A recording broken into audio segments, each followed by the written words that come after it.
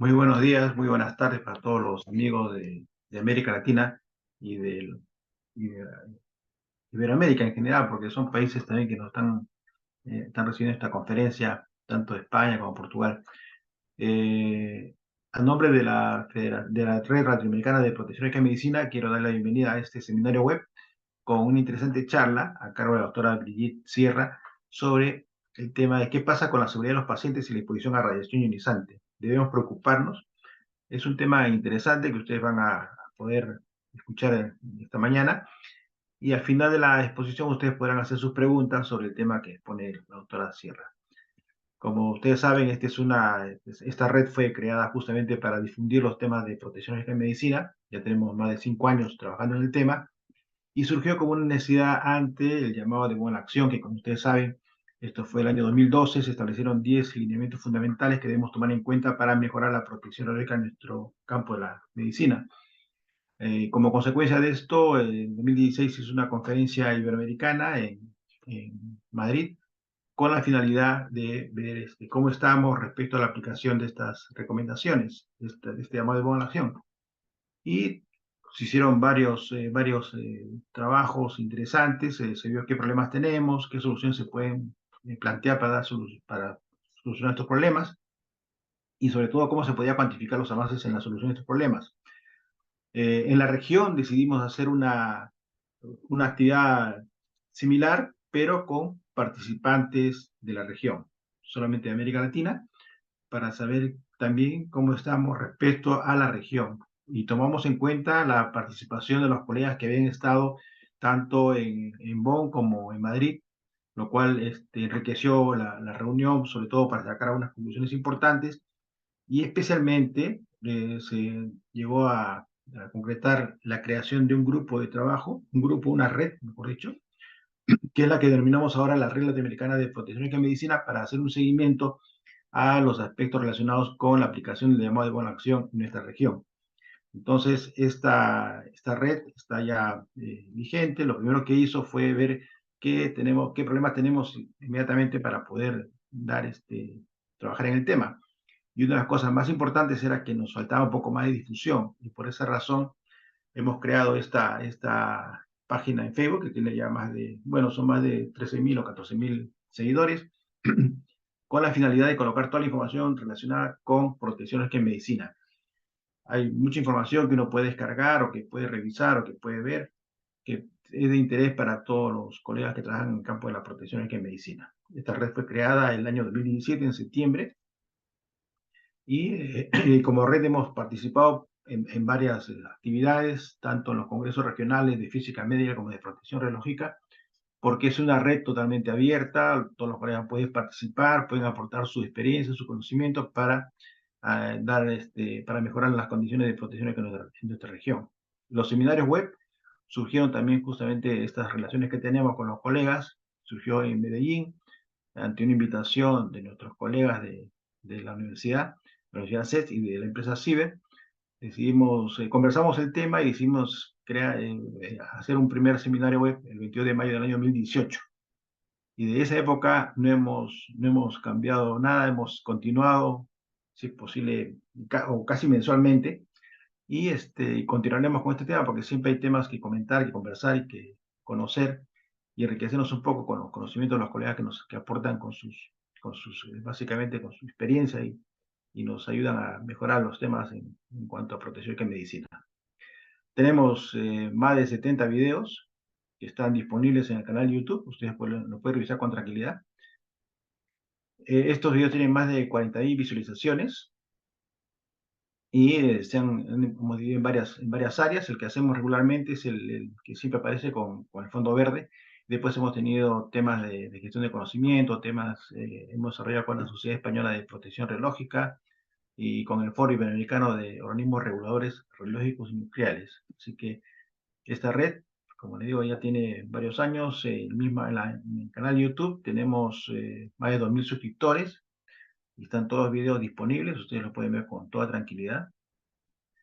Y como vuelvo a repetir, esto surge ante la necesidad de dar a conocer y trabajar en mejorar las condiciones de protección médica, tomando en cuenta el llamado de buena acción, que siempre tratamos de difundirlo, de darles a conocer que eso todavía se mantiene vigente, pese a que se decía 10 acciones para mejorar la protección ecológica en la próxima década.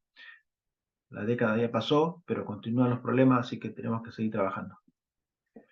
Todos estos videos incluso están, bueno, gran parte de los videos están colocados en una página de OIA que es relacionada tiene más de 1000 recursos en cuanto a videos, seminarios, páginas, póster, etcétera. Todos los recursos que son necesarios para ayudar a implementar el llamado de buena acción. Y ahí están justamente nuestros videos, están ordenados, los han colocado de acuerdo a cada punto del llamado de buena acción y están disponibles en el idioma que nosotros trabajamos. Bueno, estas son algunas de las acciones que llevamos a cabo. Vinculación con todas las organizaciones que se requieran, hacemos acuerdos, convenios, etcétera, para mejorar el trabajo que tenemos como red. Hemos participado en el simposio internacional, después de haber hecho el simposio en Arequipa, el año 2017, hicimos el simposio virtual en época de pandemia 2020 con una buena concurrencia, y los temas que están en la región todavía se mantienen vigentes. Hemos discutido mucho los temas con los especialistas y últimamente, bueno, el año pasado, el 23 de octubre, justamente ya hace casi como un año, hicimos un simposio, el tercer simposio internacional sobre protección ecológica y medicina, con la participación de los organismos internacionales a fin de que nos muestren qué es lo que se está haciendo respecto a la implementación del llamado de buena acción. Una ceremonia, una reunión muy importante, domingo por la mañana, con una gran concurrencia y con muchas ganas de saber cómo podemos mejorar las condiciones en nuestros países. Estos seminarios están auspiciados por la Federación de Radio y Protección de América Latina y el Caribe, que tiene ya tenemos 18 sociedades o asociaciones que forman parte de la FRAL. Y estaremos el próximo mes, el 27 del próximo mes, en el Simposio Internacional sobre Protección Ecológica que se realiza en la ciudad del Cusco. Bien, estas son nuestras direcciones para que nos ubiquen como Regla Pram, en Facebook, en correo electrónico y en el canal de YouTube. Ahora quiero invitar a nuestra amiga Brigitte Sierra. Ella es médico cirujano, especialista en toxicología, en evaluación de riesgos, en gestión de salud, seguridad del trabajo. Tiene una importante experiencia en diversos temas y coordina incluso por Colombia la iniciativa de optimización de la protección médica en radiología intervencionista pediátrica en América Latina y el Caribe, y es coordinadora de diversas organizaciones. Ella gentilmente nos ha aceptado la invitación para exponer acerca del tema de qué pasa con la seguridad de los pacientes y la exposición a radiación ionizantes. ¿Debemos preocuparnos? Es un tema interesante que ustedes van a escuchar y van a poder hacer sus preguntas, sus inquietudes, las pueden hacer por medio del chat, y si alguien desea intervenir directamente, levanta la mano y podemos aceptar su participación oral. Así que invito a Brigitte, por favor, para que inicie la exposición. Bueno, muy buenos días. Muchas gracias, Eduardo, por la invitación. Bueno, como siempre es un placer estar acá, es un placer poder compartir algo de lo que hemos trabajado, de lo que hemos aprendido con el paso de los años. Entonces, pues muchas gracias y pues feliz de estar acá. Entonces, como nos decía Eduardo, vamos a hablar un poco de la seguridad del paciente y cómo este tema de la seguridad del paciente involucra la exposición a radiaciones ionizantes. La pregunta de si debemos preocuparnos o no, probablemente al final de la exposición llevaremos algunas dudas y cada cual responderá la pregunta, pero a priori diría que debemos, si no preocuparnos, por lo menos prestarle un poco más de atención a lo que está pasando en la aplicación de las radiaciones y nuestros pacientes. Bueno, como sabemos, en principio, en las radiaciones ionizantes, una de las aplicaciones importantes que tiene es todo el apoyo de imágenes diagnósticas. Estas imágenes nos van a permitir consolidar un diagnóstico en los pacientes. Entonces, son una herramienta supremamente importante que tenemos los médicos hoy en día. Sin embargo, no se habla del todo de los riesgos que puede tener esta radiación tanto para el personal ocupacionalmente expuesto como para los pacientes. Creo que a veces dejamos de lado esto y se nos olvida, y sobre todo dentro de la comunidad médica. Digamos que lo que he venido trabajando y lo que he venido observando con el tiempo es que aprendemos a formularlas, aprendemos a solicitarlas, pero realmente los temas de seguridad en el paciente o incluso las indicaciones reales de esas pruebas diagnósticas se nos quedan de lado. Entonces es importante ver también los riesgos que conlleva que estamos utilizando una tecnología que no es inocua. Puede ser que el riesgo en algunos casos no sea tan elevado, pero en otros casos hay que considerar. Tenemos la aplicación de la radiación ionizante en procedimientos diagnósticos, tanto en tratamiento y también en monitorización de los pacientes. Entonces, cuando hablamos de diagnóstico, tenemos una impresión diagnóstica de este paciente y a través de las imágenes, pues vamos a confirmar si ese paciente tiene o no tiene o complementar nuestro diagnóstico. Para tratamiento, aquí utilizamos las radiaciones, por ejemplo, en las aplicaciones de medicina nuclear y las aplicaciones de radioterapia. Y para monitorización, aquí hacemos más relación o hacemos énfasis en lo que tiene que ver con el seguimiento, especialmente en pacientes con patologías neoplásicas o patologías que requieren un seguimiento a través de las imágenes. Bien, entonces, igual que la diapositiva anterior, las aplicaciones, entonces tenemos unos procedimientos donde incluimos las imágenes pueden ser médicas, pueden ser también aplicaciones odontológicas, tenemos aplicaciones veterinarias, digamos en el campo de la salud, y imágenes especializadas. En intervencionismo, entonces tenemos la fluoroscopía, el intervencionismo guiado por tomografía e incluso por resonancia, que pues no sería radiación ionizante, pero digamos que hace parte de ese intervencionismo. Y en tratamiento, como les decía, dos grandes grupos, la medicina nuclear y la radioterapia. Dentro de tanto el llamado de buena elección como de los principios de protección radiológica, los más básicos son la justificación y la optimización. Entonces, cuando hablamos de justificación, estamos evaluando riesgo-beneficio, que nuestros pacientes reciban lo que necesiten para diagnosticar, monitorizar o tratar, y que el recibir esa radiación tenga mayor beneficio que riesgo. Normalmente en la práctica médica, pues esto está justificado, pero tenemos algunos inconvenientes.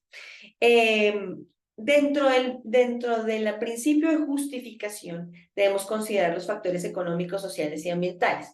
La región, aunque tiene particularidades y tiene cosas similares, hay países que tenemos algunas diferencias con relación a estos factores sociales e incluso económicos, que hace que las tecnologías, que los equipos que se utilicen sean diferentes incluso en el mismo país.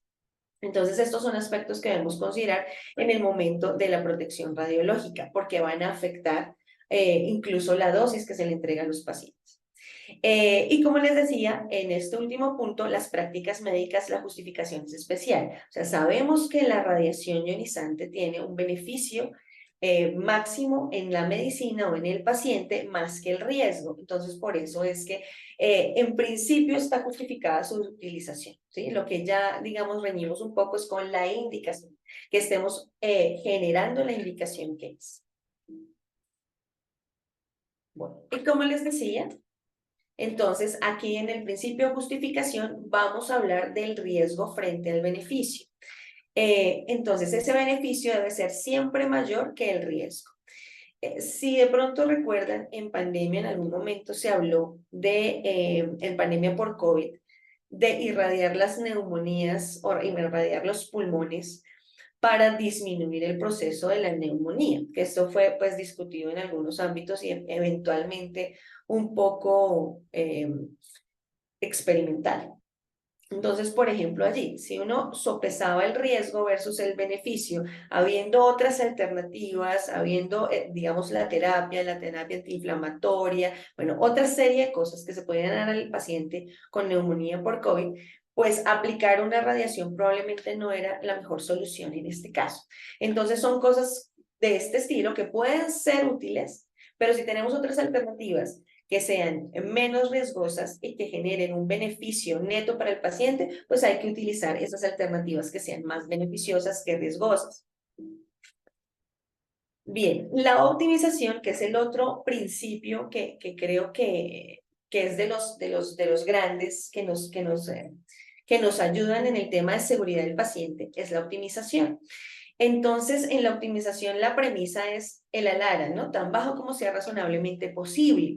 Entonces, yo debo tener una imagen o debo dar un tratamiento dando las menores dosis, pero que esas dosis me aseguren que el paciente va a recibir lo que necesita, tanto en tratamiento o voy a obtener una imagen de una calidad adecuada y aceptable para lo que estoy buscando y para lo que quiero observar. ¿Qué problemas tenemos con el tema de seguridad del paciente y con el tema de la solicitud, digamos, en general? ¿Y qué es lo que nos da pie a que continuemos en el trabajo del llamado de buena elección? Entonces vemos que se repiten pruebas que ya se habían realizado. Entonces, el ejemplo clásico que yo siempre coloco es una persona, aquí pues el sistema de seguridad en Colombia, el sistema de aseguramiento, se tienen unas clínicas donde de acuerdo a su seguro lo atienden y otras donde el seguro pues efectivamente no lo cubre. Entonces, si llega un paciente, se cayó de la bicicleta el niño, tiene 5 años, se fracturó la muñeca, entonces llega a una clínica, lo atienden por urgencias porque tiene derecho a la atención en principio, lo atienden, le toman una radiografía de su mano y luego revisan el tema de los seguros y se dan cuenta que esa clínica no lo puede atender o no le puede continuar con el tratamiento. Entonces, ¿qué pasa? Se remite a otra unidad de tratamiento. Perdón, es que alguien tiene el micrófono prendido y escucho el fondo. Entonces se remite a otro centro, a otra clínica, y allí van a repetir la imagen. Entonces es una imagen que en principio se está repitiendo sin necesidad. ¿Y por qué se repite? Porque en el centro uno no dan la radiografía, ¿sí? Porque simplemente no la vamos a dar, no la vamos a compartir. Dos, porque en el centro donde reciben no les gustan las radiografías del primer centro. Tres, porque no les parece que quedó bien tomada. Y así empezamos a repetir realmente sin una justificativa clara esas imágenes sí, esas imágenes. Realmente. ¿Cómo podemos solucionar este tema? Es intentar obtener las imágenes. Lo mismo pasa con pacientes en tratamiento, por ejemplo, de cáncer, que ya se les han hecho los estudios de extensión, ya se les ha pedido la imagen y llegan a otro sitio o son remitidos a otro sitio, a una unidad de tratamiento y vuelven a repetir el mismo set de imágenes porque no es posible tener las imágenes que ya se tomaron del paciente. O porque no se leen, o porque vienen en CD, o porque el computador no tiene unidad de CD. O sea, empiezan a haber cosas que nos limitan y que hacen a la final que se tengan que repetir las pruebas. Entonces, una de las soluciones es intentar obtener a las imágenes y que esas imágenes sean del paciente y que el paciente pueda mostrarlas sin necesidad o que esto evite la necesidad de repetirlas. Lo otro que sucede, y de pronto esto es incluso hasta más frecuente, es pedir pruebas o pedir imágenes que no modifican la conducta clínica. Entonces, yo tengo un diagnóstico de un paciente y le voy a pedir una imagen como para ver qué pasa, pero no va a cambiar el tratamiento, no va a cambiar absolutamente nada de lo que yo le voy a hacer. Entonces, si no modifican la conducta, pues no estarían justificados. Pero resulta que lo vemos y lo vemos con alguna frecuencia, ¿no? Sobre todo, una de las, digamos, de las áreas donde esto se ve también es en pediatría, donde frente a la preocupación de las mamás, el médico accede a hacer más imágenes de las que realmente se necesitan y que ni van a modificar la conducta ni van a cambiar el diagnóstico. Entonces, solo por la presión de la mamá, por su preocupación, se hacen imágenes y a veces se hacen muchas imágenes. Y una de las preocupaciones es que en este momento la tomografía computarizada está siendo muy utilizada. Entonces, no estamos hablando solo de radiografías o radiografías simples o radiografía convencional, sino que el grueso está siendo por tomografía. Además, porque también el paciente siente que una tomografía le va a diagnosticar cualquier cosa, ¿no? Le va a ver lo que tiene, los problemas a futuro, le va a diagnosticar cosas tempranamente. Entonces hay pacientes que llegan a la consulta pidiendo una tomografía corporal total, porque han escuchado que eso sirve para diagnosticar cosas. Entonces también tenemos una cultura de percepción y una cultura del paciente donde pide estos exámenes y de pronto médicos que también no se toman el trabajo de explicar y acceden a este tipo de elementos. Solicitar con demasiada frecuencia. Entonces, el paciente que ya tiene su estudio y no esperamos el tiempo prudente, sino que lo hacemos antes o lo hacemos sin necesidad. Hace algún tiempo, un compañero tuvo un problema abdominal, un absceso abdominal, hicieron el tratamiento, hicieron una primera tomografía, observaron el absceso, y luego se recuperó, ya no tenía síntomas, ya digamos que el problema se había solucionado y dejaron o solicitaron una tomografía adicional. La pregunta ahí ¿es útil la tomografía? O, por ejemplo, en ese caso podríamos haber hecho una ecografía de control. Entonces, primero, no era una ecografía útil porque la clínica del paciente realmente no me exigía hacer esa tomografía y habían pasado tal vez 20 días desde la última, entonces no era necesaria hacer una tomografía de control. Y si es necesario el control, tenemos otras herramientas que no disponen de radiación ionizante o que no utilizan la radiación ionizante, como la ecografía, y que nos van a valorar o nos van a permitir ver lo que queremos ver. Entonces, este tema de la frecuencia también hay que evaluar. La indicación. Siempre es importante saber qué queremos ver y qué estamos buscando en nuestros pacientes. ¿Cuál es el diagnóstico? ¿Y qué queremos ver? Y eso, ¿cómo se ve? ¿Con qué se ve? No es lo mismo lo que ve una radiografía y cómo lo ve una radiografía convencional, cómo lo ve una tomografía, cómo lo ve una resonancia, cómo lo ve una ecografía y a qué tejidos está dirigido y a qué tipo de patologías. Entonces, la indicación es sumamente importante. También tenemos ejemplos donde la indicación no es, pues no es la apropiada, no es la adecuada, no se va a ver lo que se espera ver. Entonces, por ejemplo, tuve también una paciente con un dolor torácico, pues le dolían las uniones costocondrales, eso es una costocondritis, y le solicitaron una tomografía de tórax, perdón, una radiografía de tórax, ¿sí? Ni siquiera de reja costal, sino de tórax. Entonces, en principio el paciente me dijo, no, pero es que eso salió normal, o sea, yo no tengo nada. Claro, estamos pidiendo una imagen que no tiene indicación alguna, además en una paciente joven, que no tiene ninguna indicación para un dolor que es una condritis, que tampoco se va a ver en la radiografía, ni siquiera de reja costal, porque pues el cartílago no lo podemos ver en ese tipo de imágenes. Entonces, este tipo de cosas pasan y pasan muy frecuentemente. Ahora vamos a ver algunos estudios que se han hecho en Latinoamérica que pues traje a colación, que me parecen importantes donde muestran esto, ¿no? Cómo la indicación y cómo el número de imágenes es muy importante y está relacionado con estas problemáticas que estamos viendo. 30% de las imágenes que se solicitan no están indicadas o no aportan información que cambie la conducta frente a un paciente. Entonces, es un número alto, 30% es alto, y de hecho algunas publicaciones hablan de más, que puede ser incluso más ese porcentaje. La tecnología disponible, igual, si tenemos ecografía y nos funciona versus tomografía versus otro tipo de imágenes, pues cuál es la que nos funciona y qué tipo de tecnología tenemos al alcance que nos disminuya esa exposición. Lo otro es saber utilizar la tecnología. Entonces, en algunos casos tenemos equipos maravillosos donde podemos colimar, donde podemos disminuir la dosis de radiación, pero no se utilizan digamos, esos aspectos de esa tecnología y que nos pueden disminuir las dosis, aumentar, digamos, o reforzar el principio de optimización. Y lo otro que se ha visto es que los errores humanos y organizacionales contribuyen al 60 y al 80% de los incidentes con fuentes de radiación. Lo mismo, entonces estamos hablando de un número grandísimo, o sea, que el 60 al 80% sea porque no hemos hecho lo que tenemos que hacer o porque no contamos con la capacitación, es preocupante. Entonces vamos a otro punto allí, y es que las personas que manipulan, que manejan radiación, deben tener las capacitaciones adecuadas para lo que hacen, deben saber cuál es su riesgo y cuál es el riesgo para sus pacientes también, eso hay que conocerlo. Y conocer los procedimientos o tener procedimientos adecuados dentro de nuestras instalaciones médicas. Bien. Esto pues lo traje en la guía de recomendaciones, que es en la guía argentina, y pues me gusta esto porque trae a colación lo mismo que les acabo de decir, que son pues los problemas identificados.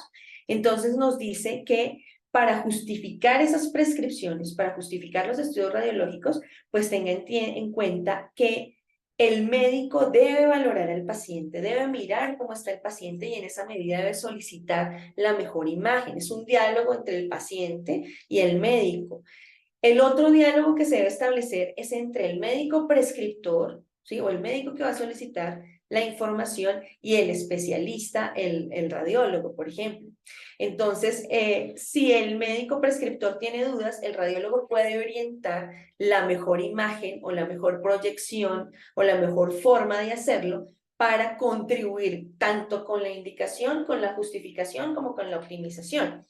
Pero este diálogo no siempre se da. De pronto en clínicas este diálogo es posible, pero en consulta externa o en servicios, digamos, extrahospitalarios es más difícil que se dé, pero debemos lograr generar esa comunicación entre la especialidad, ¿cierto? Los médicos radiólogos y los médicos prescriptores de la especialidad que sean o el médico general.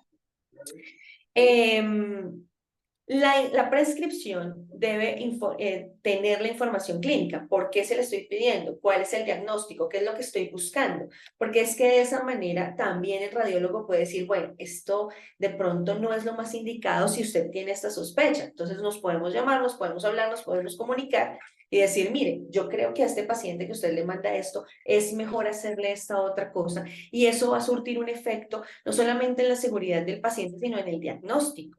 Si hacemos cosas adecuadas, diagnosticamos adecuadamente y de manera precoz una enfermedad. Pero si mandamos lo que no es, no vemos lo que tiene el paciente, se nos va a pasar de él.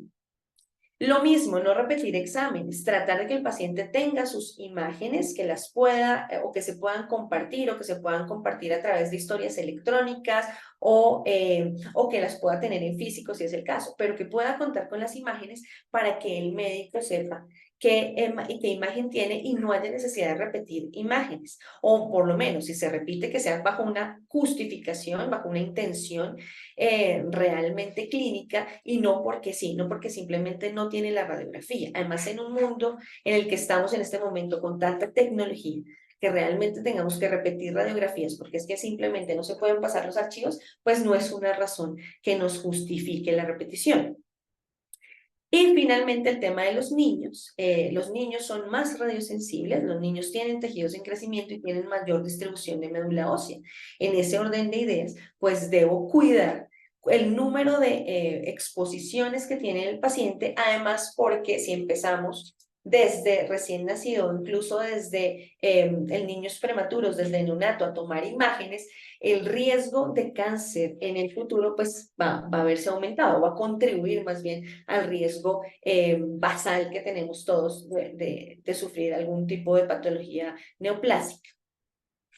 Bueno, este es un primer artículo que les traigo que simplemente, digamos, nos refuerza lo que estamos discutiendo y es un estudio realizado o publicado en una revista de Uruguay donde entre el 2014 y el 2017 se revisan las tomografías que se les tomaron a los pacientes. Si bien es un estudio pequeño, me llama la atención y me parece muy interesante lo que ellos encuentran. Entonces, en principio, ellos ven que a muchos pacientes se les hacen más de 2 tomografías en ese tiempo, estamos hablando de 3 años. Entonces, en ese tiempo tienen más de dos tomografías, perdón. Algunos tienen 4, algunos tienen 6, algunos tienen 8 tomografías. Claro, son la menor proporción. Pero es ahí donde uno empieza a pensar si la indicación es la apropiada, ¿no? Si la indicación sí está bien dada o no. Habría que verlo en su justa medida, pero nos habla de la exposición y esto es importante. El motivo de solicitud, entonces nos dice que hay unas terapias que son oncológicas, unas que son agudas y otras que son para patologías crónicas. Entonces vemos que la mayor proporción está en lo agudo, ¿sí? El paciente que llega agudamente enfermo, que eventualmente llegará a un servicio de urgencias, como ya lo vamos a ver, o a una consulta ambulatoria y requiere una imagen. Entonces, esa es la mayor proporción, seguida de los oncológicos. Digamos que en los oncológicos debe hacerse un seguimiento, usualmente los seguimientos son como por tomografía, para mirar que el tamaño de la masa haya disminuido, que no hayan metástasis, que no hayan siembras, digamos, a otros órganos. Entonces, en el oncológico, por eso vemos que el número de tomografías pues es alto. Y el no oncológico crónico, casi un 15%. En la procedencia de las tomografías, entonces vemos que la mayor procedencia es desde la práctica ambulatoria, desde la consulta externa, seguido de las consultas de emergencias en un 28% y de la internación general, el piso, la hospitalización en un 25.5%. Entonces aquí, por ejemplo, mirando esta procedencia de las tomografías, usualmente el médico que está en el servicio ambulatorio no tiene esa comunicación con el médico radiólogo, ¿sí? O no hay un radiólogo a la mano. Entonces va a prescribir, pero no tenemos esa retroalimentación y probablemente, digamos que habría que mirarlo y estudiarlo, analizarlo. Ahí podríamos tener un número importante de casos donde no hay una indicación clara para tomar los exámenes. Recordemos que esto es solo tomografía en ese periodo de tiempo y en Uruguay. La muestra, aunque es pequeña, me parece interesante porque es diciente de una realidad. Entonces fueron 110 pacientes, el 54% tiene más de una radiografía, perdón, de una tomografía, y de esas tomografías, la tomografía abdominopélvica es la que más se solicita. 7 pacientes, que son un 6.4%, tienen un umbral de dosis mayor de 100 milisievert. Eso también llama la atención, porque ya estamos dándole, entregándole una dosis importante a ese paciente. El 14.5%, dosis entre 50 y 100 milisievert. 23 pacientes, o sea, el 20%, tienen más de 4 tomografías. Entonces vemos que los números o la estadística es bastante grande para tener tantas tomografías. Ahora, si dentro de estos 23 pacientes últimos están justificadas las 4 tomografías porque es un seguimiento oncológico y es necesario, perfecto, está justificado, está indicado, no pasa nada. Pero tendríamos que mirar de pronto en los otros casos qué pasó y si realmente tenemos que llegar a exponer a un paciente a 100 milisievert.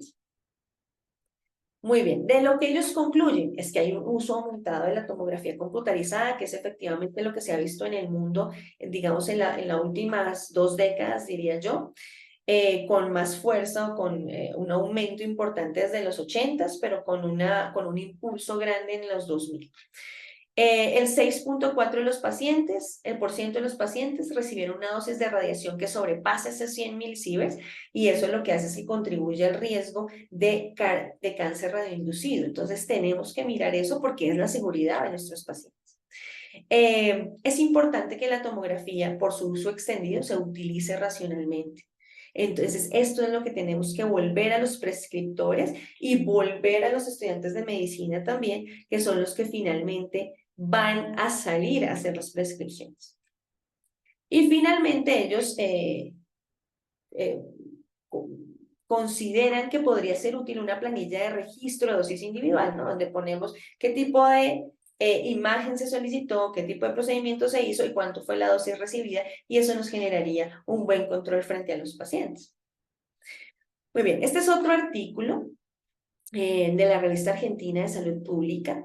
Se llama Cultura de Seguridad del Paciente en Prácticas Médicas con Radiaciones Ionizantes, una revisión conceptual. Entonces, partimos de que la seguridad del paciente es un tema que, digamos, no es que sea reciente, pero ha tenido un auge reciente. Y la idea es fomentar una cultura donde nos preocupamos porque el paciente tenga las mejores condiciones y no se complique su condición por otros eventos que se pueden haber evitado. Todo el tema de cultura de la seguridad empieza hacia los 90, hacia el 96, porque empezaron a revisar qué pasaba con los pacientes hospitalizados, por ejemplo. Entonces, de ahí se sacan las siguientes estadísticas, que 400.000 muertes anuales se daban como consecuencia de esos daños evitables. Y que el daño, o sea, ya no la muerte, sino el daño en los pacientes era 10 a 20 veces más frecuente. Eso nos da a que habían 400.000 decesos por efectos, digamos, por una inadecuada seguridad. 4.4 a 8 millones de eventos anuales de daños severos. Eso es muchísimas personas que, digamos, terminan siendo víctimas del procedimiento, ¿no? Que terminan siendo víctimas de la seguridad en las clínicas.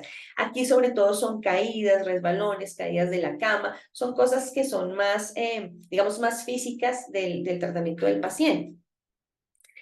En la Unión Europea, según algunas estadísticas, refieren que un 25% de los pacientes sufren un evento adverso durante la atención médica y el 10% durante la hospitalización. Igual, son cifras que son altas.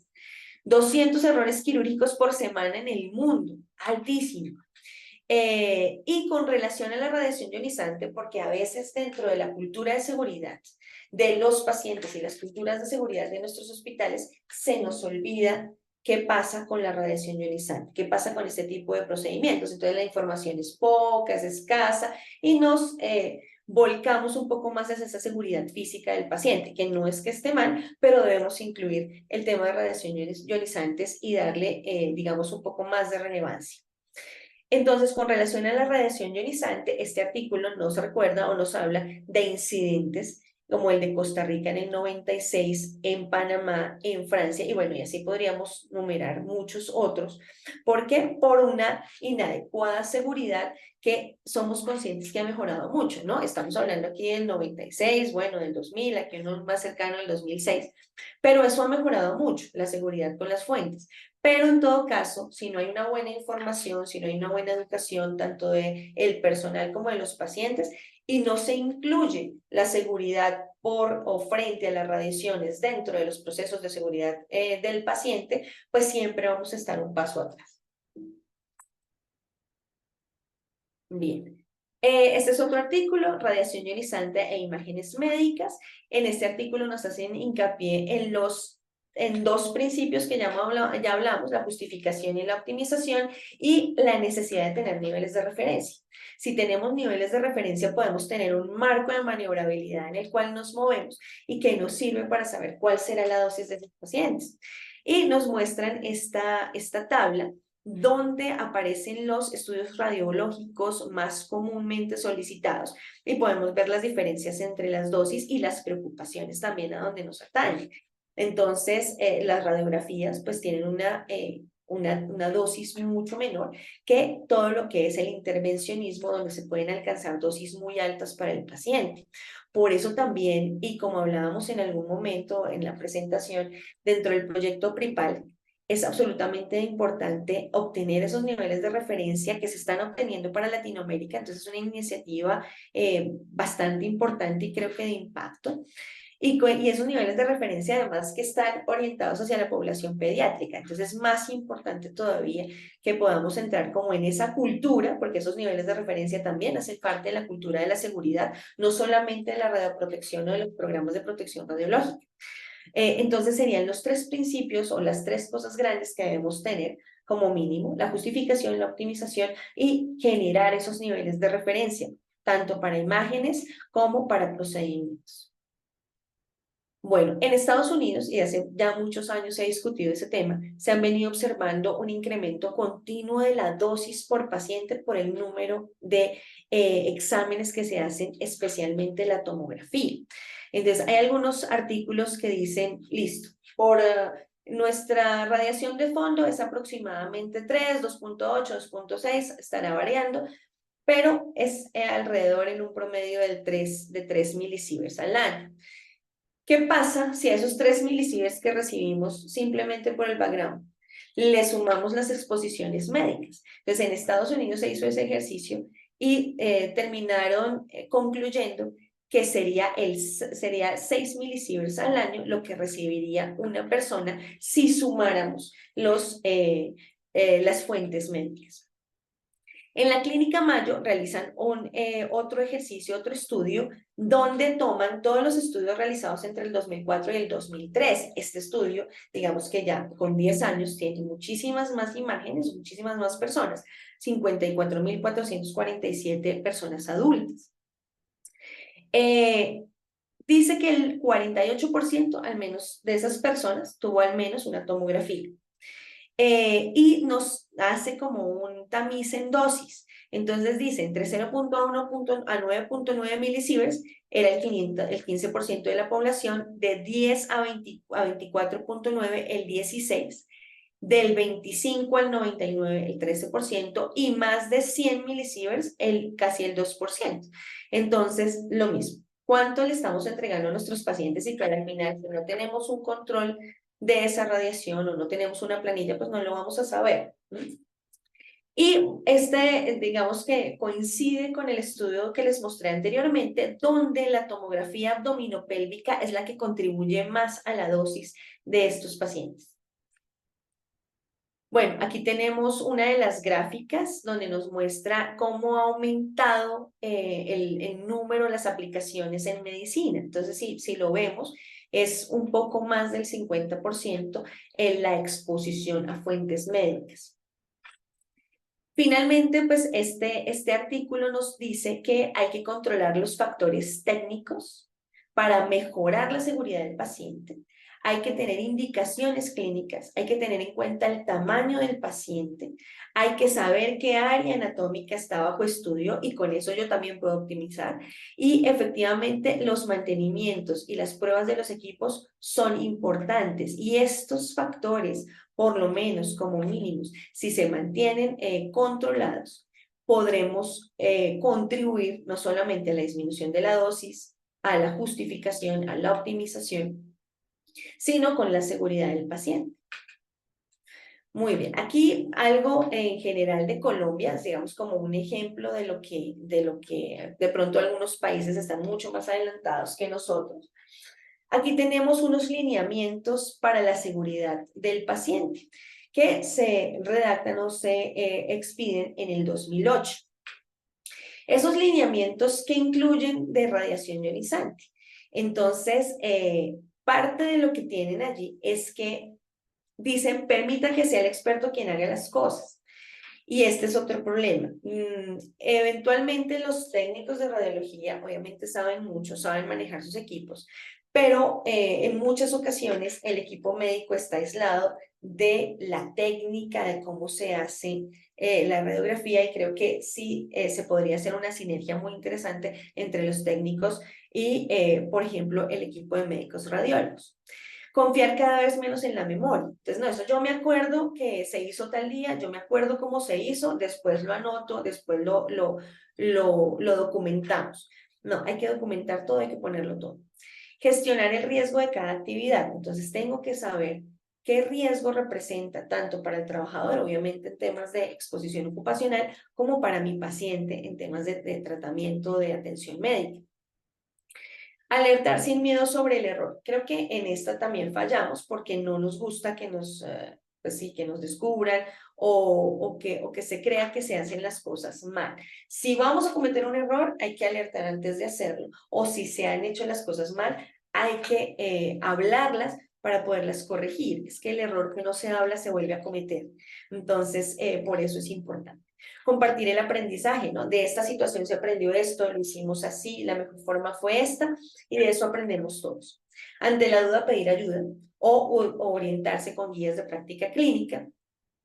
Y también tener listas de chequeo que nos permitan hacer prácticas seguras. Digamos que esto es lo general que nos trae esa política de seguridad. Ahora, con relación a la radioprotección en los pacientes, nos dice que lo primero que usted debe tener o que nunca debe olvidar es que le ponga el nombre al paciente a quien se le va a hacer la intervención. Y esto, aunque suena muy básico y tal vez tonto, es supremamente importante. Si yo no le pongo el nombre completo y en la sala de espera hay dos Juanitos Pérez y yo llamo a Juanito Pérez y uno tiene una radiografía de rodilla y el otro una tomografía de tórax, entonces puedo terminar haciendo el procedimiento cruzado, expongo al paciente, le hago una cosa que no tenía que hacerle y luego tengo que volverla a hacer porque hay que corregir, porque el paciente tiene que tener la imagen correcta. Entonces, el nombre completo, su identificación, su DNI, su número de historia clínica, lo que sea que lo identifique para que no me confunda de paciente.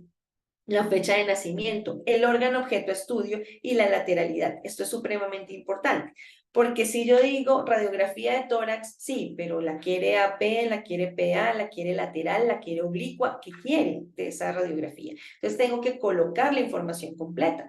Pero obviamente para poner la información completa tengo que tener un buen entrenamiento, tengo que conocer las indicaciones, tengo que conocer las diferentes imágenes, qué información me dan y las diferentes proyecciones, qué información me dan y para qué sirven.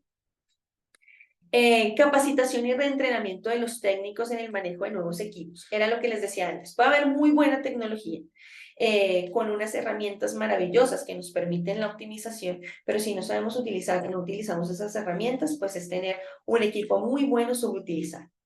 Y volvemos a las indicaciones o a los problemas que hemos mencionado anteriormente. Repetir exámenes que ya se habían realizado, hacer exámenes que no cambien la conducta frente al paciente, pedir muchos exámenes con demasiada frecuencia o por duda o por miedo, digamos que serían otras razones. Pedir exámenes inadecuados que no son para lo que necesito evaluar. No especificar la información clínica, al menos el diagnóstico, al menos para qué quiero, que eso podría llegar a generar un diálogo muy interesante y a mejorar el principio de justificación. Exceso de exámenes complementarios. Aquí no necesariamente es mejor que sobre y no que falte. Es mejor hacer las cosas con indicación y adecuadamente. Muy bien. Cumplir con las normas de radioprotección. Entonces, el médico remitente debe conocer las indicaciones, contraindicaciones, las limitaciones de la prueba, si le sirve, si no le sirve. Como les decía, el diálogo entre el médico que va a solicitar y el radiólogo. Debería haber una comunicación mucho más fluida entre los dos profesionales. Y finalmente, aquí solo para traer, si bien el riesgo no es que sea muy alto, porque este es un riesgo excesivo de cáncer, lo que les estoy mostrando frente al riesgo que ya tiene una persona, normalmente los riesgos son bajos o mínimos. Pero lo que pasa es que este riesgo está contribuyendo al riesgo que yo ya tengo por haber nacido, ¿cierto? Y una cosa es un examen en la vida, una cosa es un examen en la edad adulta y otra cosa es empezar los exámenes o los estudios durante la niñez. Eso va a cambiar y va a modificar el riesgo y lo va a aumentar. Muy bien. Finalmente, el llamado de Bonn, que ya Eduardo nos habló sobre el llamado de Bonn, que nace en el 2012 en una reunión en Bonn, en Alemania, donde se establecen unos objetivos sobre la protección radiológica porque estas problemáticas se venían presentando, se siguen presentando y tenemos que seguir trabajando en ellas. Entonces, las 10 acciones propuestas y de esas 10 acciones, digamos que yo escogí 3, que es la acción 8, fortalecer la cultura de la seguridad radiológica en la asistencia sanitaria, que es la que estamos trabajando, la que hemos venido hablando durante la charla. Y la acción 9, propiciar un mejor diálogo sobre el riesgo-beneficio de la radiación, pedir las cosas con conciencia, con conocimiento. Y digamos que aquí quiero cerrar un poco contándoles la experiencia que hemos tenido o que he tenido de las facultades de medicina donde estoy dictando imágenes diagnósticas. A los estudiantes les doy un primer capítulo de protección radiológica y les hablo sobre justificación, optimización y sobre la importancia que esto tiene. Y ha dado buenos resultados porque salen con una conciencia diferente. O sea, no solamente es dar una cátedra de imágenes diagnósticas donde hablamos de la indicación escueta de la imagen, sino que ya los estamos poniendo en un contexto clínico y en un contexto de cultura de la seguridad. Entonces es muy importante. ¿Qué nos falta? Que cuando ellos lleguen a sus prácticas hospitalarias, allá también hablemos de justificación y hablemos de optimización y eventualmente hablemos de niveles de referencia para que eso sea parte real de una cultura que se establece con el tiempo. Porque lo que vemos también es que entre los prescriptores, pues esto se desconoce, la protección radiológica es completamente desconocida y por lo menos en nuestro país está muy orientada a el que trabaja directamente con la radiación. Entonces, a los técnicos, a los médicos nucleares, a los radioterapeutas, a los radiólogos, pero hay otra serie de profesionales que pueden estar relacionados, pero que no tienen esa misma cultura, no tienen esa capacitación, y es importante extenderla. Y lo mismo, sobre todo a los prescriptores. Si logramos mejorar el conocimiento de los prescriptores frente a las indicaciones, vamos a mejorar justificación, optimización y al mismo tiempo la seguridad del paciente. Muchas gracias, Brigitte. Una brillante exposición, un tema interesante, vigente en nuestros países, así que es un tema a trabajar también. Les invito a hacer sus preguntas por el chat. Creo que ya hay una pregunta por ahí. Sí, sí, sí. Aquí estoy viendo una de Carol Retamal.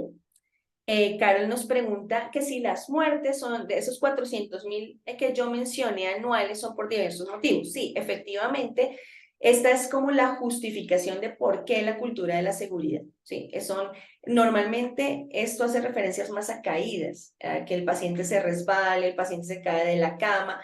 Esto fue lo que justificó y lo que empezó a generar esa necesidad de generar protocolos de seguridad del paciente. Entonces, sí, son por diversos motivos, no es por radiación, pero es lo que nos justifica la seguridad en el paciente.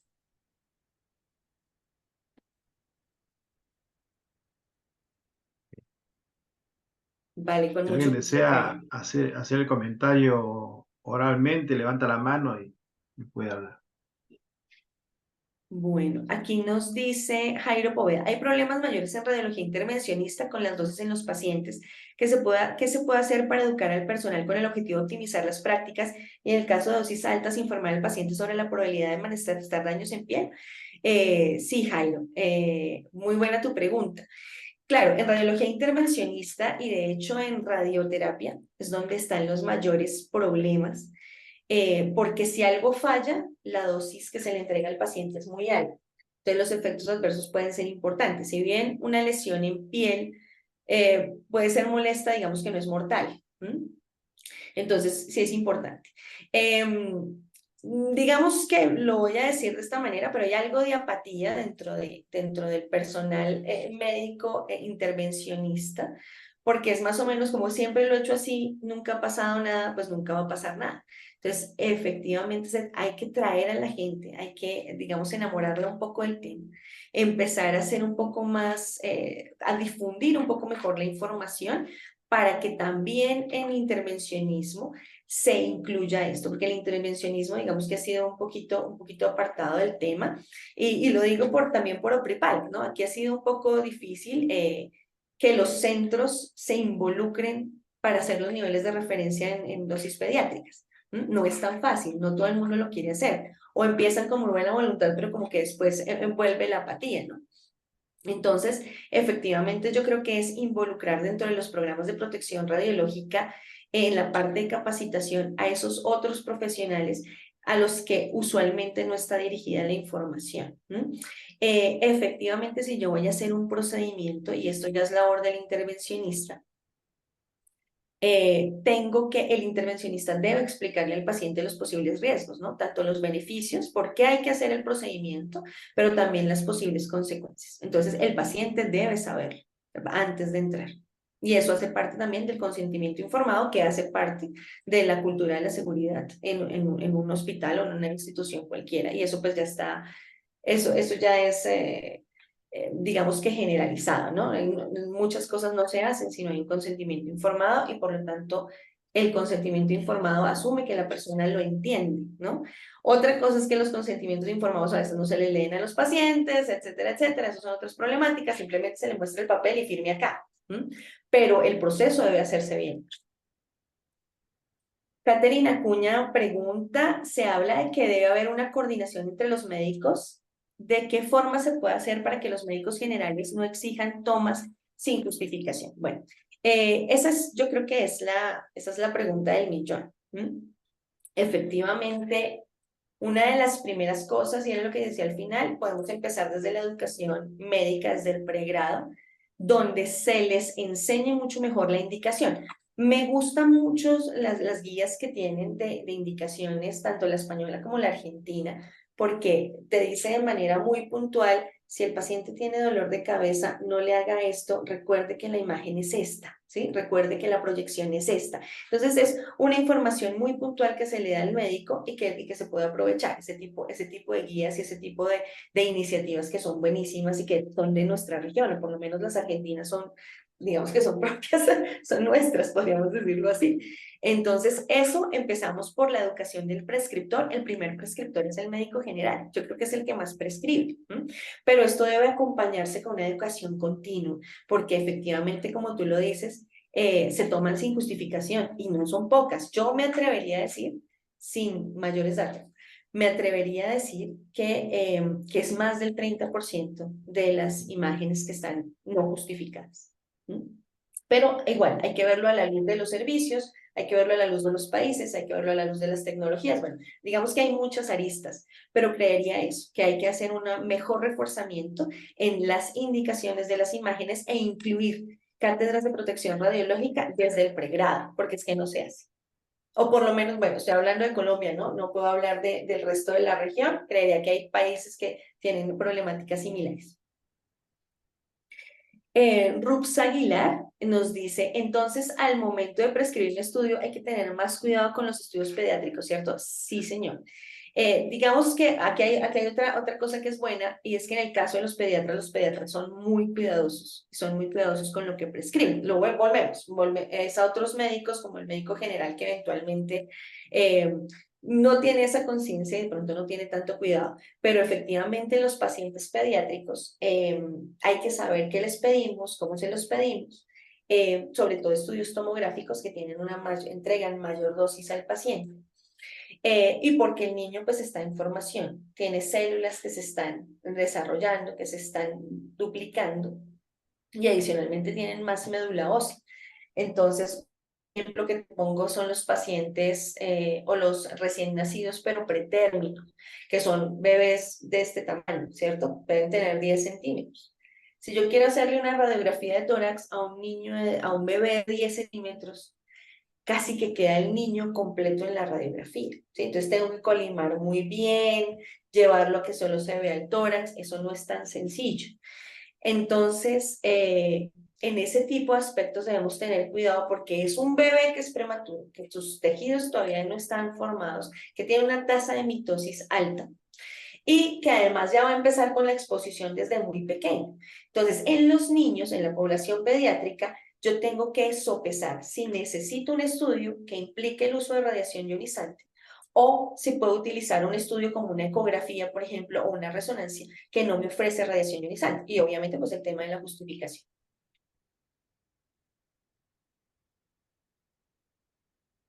Con el avance de la tecnología, ¿usted considera que ahora los equipos pueden reducir las técnicas sin alterar las imágenes diagnósticas? Ese avance significaría mucho como medida de protección a los pacientes y al pobre. Tienes toda la razón. Hay equipos que en este momento tienen muy buenas tecnologías, lo que pasa es que hay que saberlos utilizar. Y lo que uno ve es que se subutilizan esas herramientas para la optimización. En tomografía hay herramientas de optimización desde varios puntos que se podrían utilizar, pero a veces no se utilizan. Y eso también tiene que ver con la premura, ¿no? Si yo tengo 10 pacientes afuera esperando un procedimiento, pues tendría que por cada paciente hacer el ajuste. Eso es lo ideal, eso es lo que se debería hacer.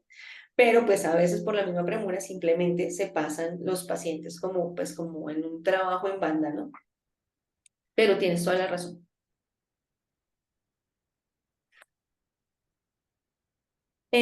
Catherine Acuña, en cuanto a la radiografía portátil en un recién nacido con catéter umbilical, también debe usar ecografía, ya que en muchas ocasiones el cateterismo no es exacto y siempre piden repetir la toma portátil. ¿Eso está bien o no? Digamos que volvemos a lo mismo. Si se requiere la imagen y lo que yo voy a ver lo veo solo con radiografía, pues hagamos radiografía. Pero si lo que yo voy a ver lo veo con ecografía, e incluso lo veo mejor, la indicación debe ser ecografía. Entonces ahí lo que tenemos que ver es qué es lo que se solicita, para qué lo solicitan y cuál es el mejor estudio. Porque efectivamente, si estamos viendo esa problemática y que lo que estamos haciendo es repetir imágenes por repetirlas y después terminamos tomando una ecografía, pues empecemos por la ecografía en principio.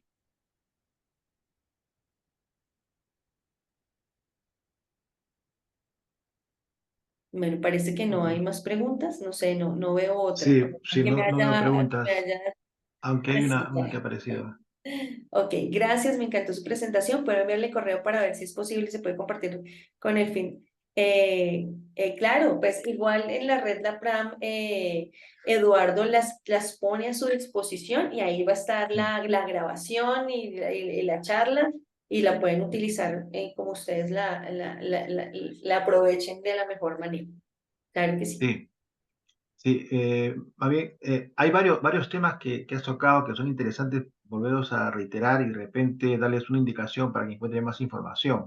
En principio, en la página de Facebook que crea la Regla Plan, hay mucha información que uno puede descargarla, puede revisarla, puede ver videos, etcétera, anuncios de los próximos seminarios web y también información acerca de los seminarios que se han realizado. Y una cosa que es importante, que el Organismo Internacional de Energía Atómica hace algunos años trabajó con un grupo de expertos de la región para hacer una guía. Esta guía se publicó el año 2018, que también está en esta página, la pueden descargar. Pero es la guía, a ver si acá lo pueden ver, Sí, guía para prescripción de exámenes médicos. O sea, esta guía, ustedes la pueden revisar. La guía para la prescripción de exámenes de diagnóstico por imagen fue del año 2018 y fue elaborada en un proyecto del Organismo Internacional de Energía Atómica en la región. Entonces, esta información está disponible, la pueden ver con tranquilidad. Claro que acá no se puede mostrar todo, pero revisen con tranquilidad la página, hay un buscador inclusive. Y lo interesante, Vi, es que estamos reiterando mucho el llamado de buena acción porque realmente en nuestra región, si uno revisa con tranquilidad, con entendimiento, cada uno de los puntos, cada una de las acciones, se va a dar cuenta que todavía hay mucho por hacer.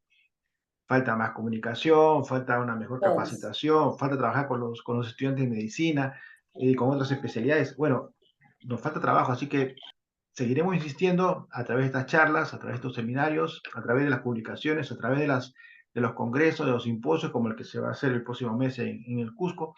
Así que es un tema todavía a trabajar en nuestra región y seguiremos insistiendo.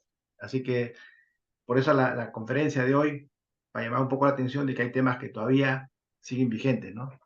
Sí, Siguen los completamente. problemas y las soluciones también Todavía. son posibles, así que Sí, hay cuando que seguir hablábamos en insistiendo. Arequipa, como que habían cositas, ¿no? Se iba avanzando. Entonces yo ayer, como te decía que revisaba, decía, no, todavía nos falta y nos falta muchísimo. Claro, claro, claro. Bueno, y es bueno que haya interés en los temas, vamos a seguir difundiendo más los temas, que tenemos más de 5 años y seguiremos trabajando en el tema, así que hay que insistir mucho en la parte médica, en la protección radiológica en la parte médica. Bien, muchas gracias, Brigitte, por esta exposición, por esta Gracias a presentación, ti. un llamado de atención para que todos nos pongamos un poco a seguir trabajando en el tema. Y a ustedes, gracias por su asistencia y como saben, va a estar el video dentro de un par de horas, va a estar en el canal de YouTube de la red LAPRAM. Gracias, Brigitte, Bueno, una feliz tarde para todos y muchas gracias por asistir. y nos vemos en el Cusco. Nos vemos en el Muchas Cusco, claro que gracias. sí. Adiós, Bye. adiós.